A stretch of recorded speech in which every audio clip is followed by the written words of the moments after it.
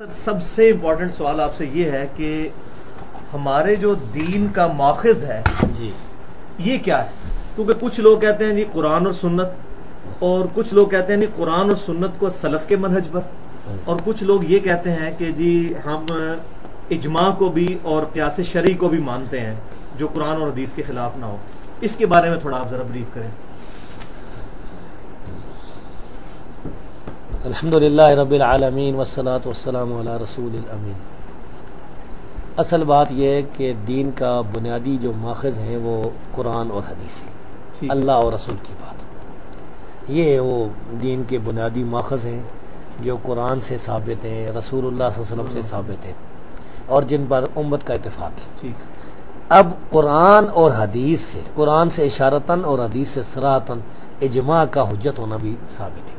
رسول اللہ صلی اللہ علیہ وسلم نے فرمایا کہ اللہ میری امت کو گمراہی پر کبھی جمع نہیں کرے گا، ان اللہ لا یجمع امتی علی ضلالۃ ابدا۔ تو اس کا حوالہ کیا ہے؟ مستدرک الحاکم میں دوسری کتابوں میں ہے، 12 مستدرک کی روایت جو ہے اس کی سند سے، ایک اور روایت بھی صحیح ملی ہے المعجم الکبیر طبرانی میں۔ ٹھیک ہے، اچھا، تو اس سے اجماع کا حجت ہونا بھی ثابت ہوا۔ اجماع کی حجیت صحابہ کرام سے بھی ثابت ہے، سیدنا عمر رضی اللہ تعالیٰ عنہ سے، اسی طرح عقبہ بن عامر رضی اللہ تعالیٰ عنہ، ابو مسعود البدری رضی اللہ عنہ۔ تو یہ اب اجماع کو حجت ماننا اصل میں قرآن حدیث کو ماننا ہے، قرآن حدیث سے اس کا ثبوت ملا نا، جو چیز قرآن اور حدیث سے مل جائے تو اس کو ماننا تو صحیح ہے۔ تو یہ 3 دلیلیں جو یہ اصل دلیلیں دین کی، یہ ہے وہ بنیادی دلیلیں ہیں جن کو ہم مانتے ہیں، اور باقی بھی حنفی، شافعی، مالکی، حنبلی۔ سر یہ کیسے پتہ چلے گا کسی چیز پہ اجماع ہو گیا ہوا ہے یا نہیں؟ یہ بعد میں بتائیں گے نا۔ اچھا، اب اجماع کی تفسیر وغیرہ بعد میں بتائیں گے۔ دوسری بات یہ ہے کہ آپ کا سوال تھا کہ سلف صالحین کے فہم پر، تو ہم یہ دیکھتے آئے ہیں کہ قرآن حدیث سے استدلال گمراہ فرقے بلکہ مرتدین بھی کرتے آئے ہیں۔ خوارج نے قرآن کریم کی آیتیں پڑھ کر صحابہ کو کافر قرار دیا، قدریہ نے قرآن کریم کی آیتیں پڑھ کر تقدیر کا انکار کیا، اسی طرح اور بھی۔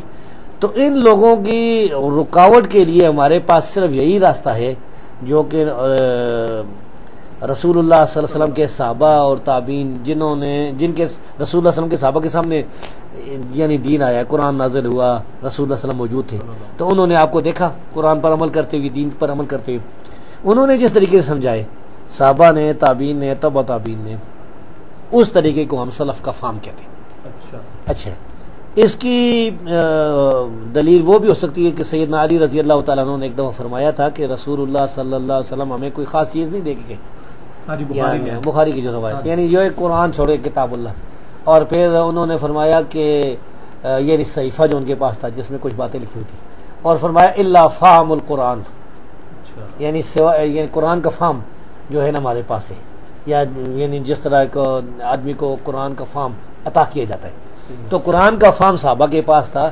اسی طرح سنن نبی داؤد کے اندر، کتاب و سنہ کے اندر ایسی روایات موجود ہیں جن میں عمر بن عبدالعزیز رحمہ اللہ نے کہا تھا کہ یہ جو تم قرآن کی آیتیں پڑھ کے تقدیر کا انکار کرتے ہو نا، یہی آیات اگلے علماء پڑھ کے تقدیر کا اثبات کرتے تھے، ہاں تو تم نے کدھر سے؟ تو اس وجہ سے ہم کہتے ہیں کہ سلف کا جو فہم ہے اس فہم پر اگر ہم عمل کریں گے تو اس طرح کا طریقے سے دین پر عمل ہوگا جس طریقے سے رسول اللہ صلی اللہ علیہ وسلم نے عمل کیا ہے۔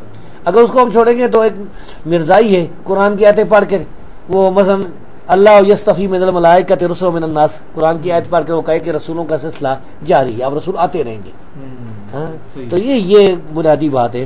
اچھا، اب آ گئی 5ویں بات، وہ یہ کہ اجتہاد یا قیاس۔ تو ہم کہتے ہیں کہ بھائی اجتہاد کرنا چاہیے۔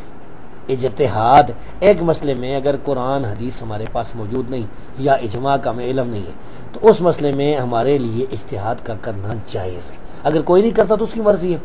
اس کی مثال وہ بیان کرتے ہیں کہ رسول اللہ صلی اللہ علیہ وسلم نے صحابہ کے ایک جماعت کو حکم دیا تھا کہ آپ نے نماز بنو قریظہ یعنی عصر کی نماز جو ہے نا نہیں پڑھنی مگر بنو قریظہ میں جا کر۔ تو وہ جب گئے نا تو راستے میں عصر کا وقت ہو گیا، ایک گروہ نے اجتہاد کیا، انہوں نے کہا کہ یہ آپ کا مقصد یہ تھا کہ جلدی جانا چاہیے تو انہوں نے راستے میں نماز پڑھ لی۔ ایک گروہ نے کہا کہ نہیں، حدیث کے جو الفاظ ہیں اس پر عمل کرنا ہے، ظاہر حدیث پر عمل کیا، تو انہوں نے دونوں گروہوں کو رسول اللہ صلی اللہ علیہ وسلم نے تنقید نہیں کی، برا نہیں کہا۔ تو دونوں مصیب تھے. تو اس سے اور دوسری جو دلائل ہیں اس سے ثابت ہوتا ہے کہ اجتہاد کرنا جو ہے وہ جائز ہے. اب اجتہادی قسم میں کبھی قیاس ہوگا ایک مسئلے میں، جس طرح نبی کریم صلی اللہ علیہ وسلم کے پاس ایک آدمی آیا نا جس کا بیٹا جو ہے وہ پتہ نہیں کالے کس طرح رنگ کا تھا، تو آپ نے فرمایا تیرے اونٹ بھی ہیں. ہاں تو مشہور تو یہ اس میں بھی وہ کہتا ہے کہ رنگ کھینچ گئی ہوگی، تو کہا ادھر بھی رکھی. تو بھائی یہ باتیں ہیں. ہاں جی سر اجماع کیسے ثابت ہوگا کہ کسی معاملے میں اجماع ہو گیا ہوا ہے؟ اجماع کے دو طریقے. اچھا، ایک تو جو علماء حق ہیں، علماء اہل سنت ہیں، کتاب و سنت کے جو ماہر ہیں، انہوں نے اگر صلاح کی کہ اس مسئلے میں اجماع ہے تو ایک تو طریقہ یہ دس ہم اجماع دیں گے. اس پر علماء کرام نے کتابیں لکھی. مثلا امام محمد بن ابراہیم ابن المنذر النیسابوری آج سے تقریباً 900 سال پہلے گزرے. 900 نہیں بلکہ 1000 سال سے پہلے، 1000 سال سے پہلے 1100 سال سمجھ لیں، 1100 سال پہلے وہ گزرے ہیں، یعنی چوتھی صدی ہجری کے شروع میں، حاکم سے پہلے تھے. انہوں نے کتاب الاجماع لکھی ہے جو ہمارے پاس موجود ہے، عربی میں بھی چھپی ہوئی ہے، اردو میں بھی ترجمہ ہو گیا اس کا کراچی سے. اچھا، ہاں وہ آپ کو ضرور خریدی جائے گی، بہت اچھی کتاب ہے اور اس پر اتفاق بھی ہے.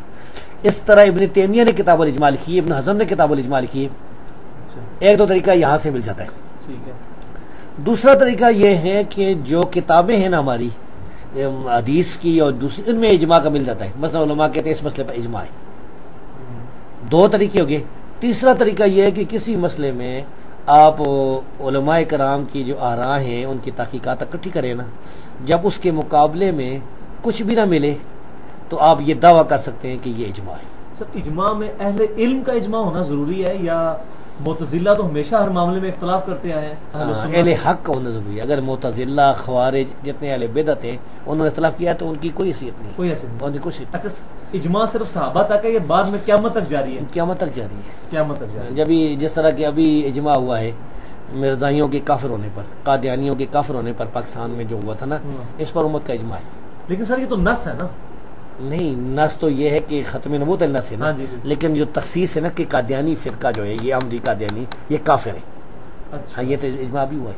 اچھا سر اس طرح کا اجماع دو قسم کے ہو سکتے ہیں. ایک نص پر بھی اجماع ہوتا ہے، واضح نص پر، یعنی مثل ختم نبوت والی، اور ایک جو ہے وہ اس پر بھی ہوتا ہے کہ نص موجود نہیں ہے. مثال کے طور پر اب نمازی جو ہے نماز میں اگر کا لگا کر ہنسے، صحیح حدیث کوئی نہیں کہ اس کا کیا مسئلہ ہے. صحیح ہے. اجماع یہ ہے کہ اس کی نماز ٹوٹ جاتی ہے. وضو کے بارے میں اختلاف ہے، حنفی کہتے ہیں وضو ٹوٹ جاتا ہے، وہ وضو بھی کہتے ہیں. ہاں لیکن اس پر اختلاف ہے. اہل حدیث کہتے ہیں کہ وضو نہیں ٹوٹتا ہے، لیکن اس پر اجماع ہے کہ نماز جو ہے نا ٹوٹ جاتی ہے، اس کو نماز والے پڑھنی پڑی.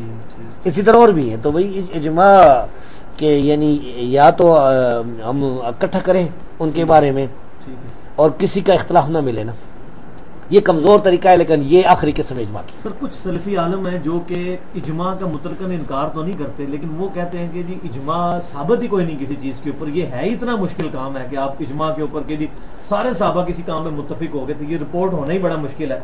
وہ لوگ اب کیا یہ ان کی غلطی ہے. ہاں یہ ان کی یہ بڑی غلطی ہے، بہت بڑی غلطی ہے. وہ تو اللہ تبارک و تعالیٰ جانے، وہ جس کو معاف کرتا ہے، ان کی بہت بڑی